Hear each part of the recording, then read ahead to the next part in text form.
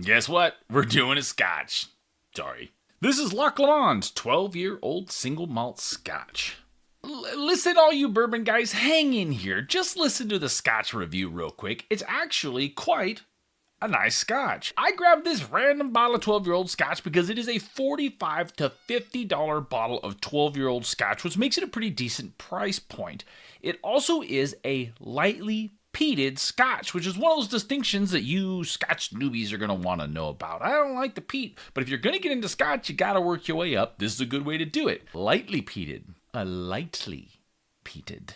On the nose, I get a slight earthiness, a very, very light peat, and a little bit of peach. The palate is all fruit, peaches, pears, apples, and a little bit of peat. It's just a slight smokiness.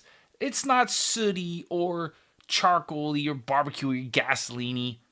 Tiny bit of smoke. The finish is that slight peat note that then melts into a beautiful peach. This is actually a pretty subtle scotch that has a pretty fair amount of complexity to it for being only 12 years old, which is not really that old for a scotch.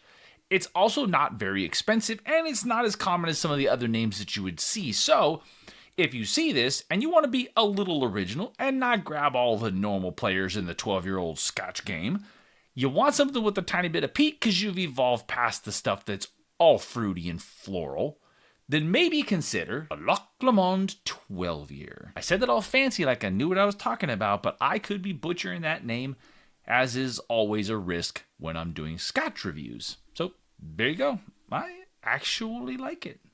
Some people claimed that this one had an industrial or funky note when I looked into it, but I didn't get that at all. It was just a little bit earthy. I think it comes from the peat. It kind of tastes like unsmoked peat. But it's not a bad thing, because there's a lot of fruit notes in this one, and that's what gives it the complexity.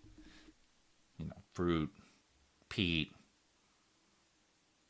fruit. You get it.